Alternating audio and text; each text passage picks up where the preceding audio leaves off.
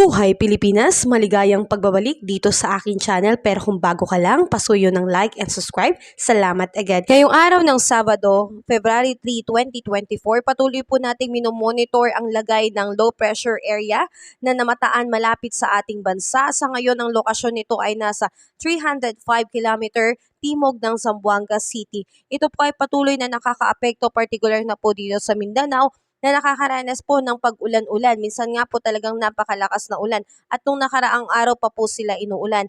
At ang lagay po nitong LPA na ito ay tinatayang maaaring lumihis po ng direksyon at pumunta na po sa ating kalapit bansa. Pero pwede rin naman po na ito po ay pumasok sa ating Philippine Area of Responsibility o kaya naman po ay malusaw na lamang. Kaya patuloy po nating abangan ang galaw nitong LPA. Samantalang dito po sa lugar ng Luzon at Central Visayas ay patuloy pong naapektuhan ng Northeast Monsoon o ang hanging amihan. Pero ang epekto nito ay humihina na po. Kaya sa madaling araw ay hindi na po ganun kalamig ang ating mararanasan. Pero pagdating ang tanghali po, ay mas mainit na po ang ating mararamdaman na panahon. Ganun pa man ay asahan pa rin po natin ang pagkakaroon ng kalat-kalat na pag-ulan, kaya patuloy po nating dalhin ang ating payong bilang pananggala sa mga biglaang pag-ulan. Samantalang dito po sa lugar ng Mindanao ay patuloy pong makakaranas ng maulap na papawrin na meron pong pulupulong pag-ulan, kulog at kidlat dahil ito po ay epekto ng LPA. Posible po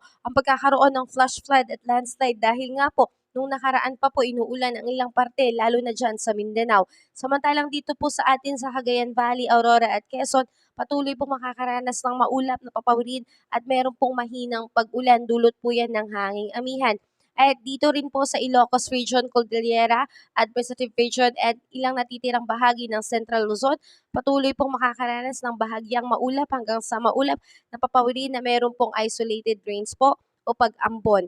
At dito rin po sa Metro Manila at ilang natitirang bahagi ng ating bansa ay patuloy na makakaranas ng maulap na papawirin na meron din pong isolated rain shower o thunderstorm. Ito po ay dulot ng localized thunderstorm. Sa ngayon mga kababayan ay medyo bumubuti na po ang ating panahon.